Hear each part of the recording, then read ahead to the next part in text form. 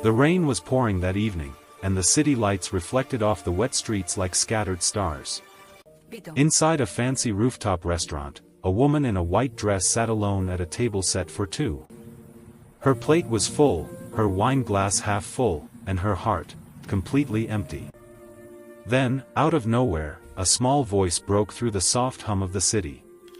"Can I eat with you?" The woman looked up, and there stood a little girl, barefoot, shivering, and clutching a worn-out doll. What happened next would change both of their lives forever. Before we begin, if stories of kindness, hope, and second chances warm your heart, make sure to subscribe to our channel, Kindness Lights, where we share real and inspiring stories that remind us all of the good that still exists in the world. Don't forget to like, comment, and share this video, because your kindness can spread more light than you think. Her name was Lena, a successful entrepreneur who had built an empire from the ground up. She was the kind of woman people admired, elegant, confident, and always composed. Yet, behind that polished smile was a heart that hadn't truly felt warmth in years. That evening, she was supposed to meet someone, but once again, her dinner companion never showed. It was becoming a pattern: business meetings, charity events, dinners for two that always ended with one person leaving first, or not coming at all. So she sat there, staring at her plate, feeling the quiet weight of loneliness settle over her like fog. That's when she heard it. "Can I eat with you?" Lena looked up, startled. Standing near her table was a little girl, maybe 6 years old, with tangled hair and big, tired eyes. Her dress was too thin for the cold evening, and her shoes, if you could call them that, were more holes than fabric. She hugged a small doll, the kind that had clearly been loved for years. Lena blinked, unsure if she'd heard right. "What did you say?" she asked softly. The girl's voice trembled. "I'm hungry, and your food looks really nice." For a moment, Lena froze. People in the restaurant began to whisper, some looking disapprovingly at the child, others pretending not to notice. A waiter started walking over, probably to escort the little girl out. But Lena held up her hand. "It's okay," she said firmly.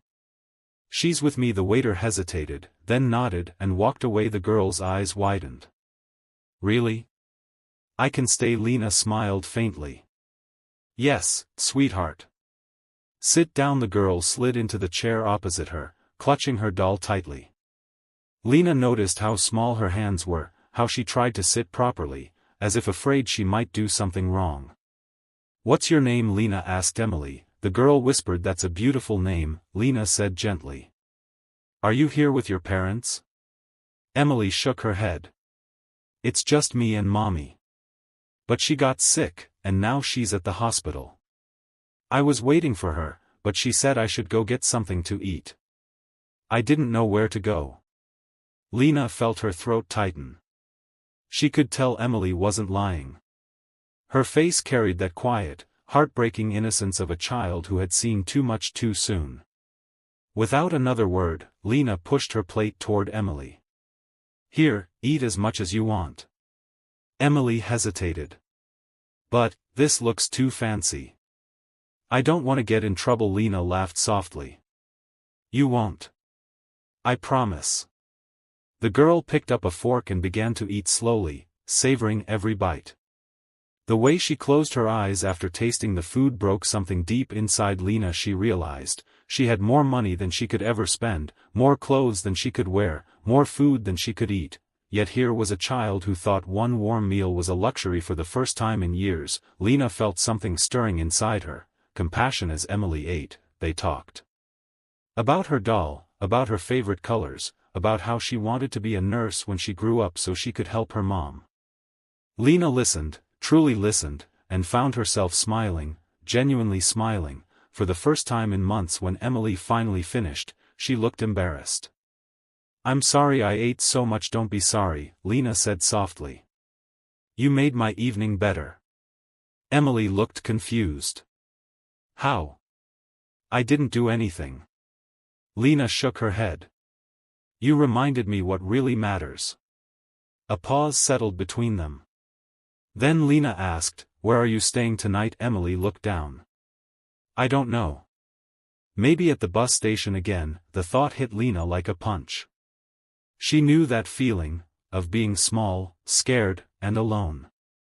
Long ago, before the success and the fame, she had been just like Emily, hungry, cold, and praying someone would care enough to help. So she took a deep breath and said, "Emily, how about we find your mom together?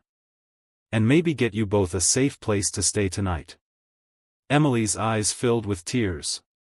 "You'd really do that for us?" Lena nodded. "Yes.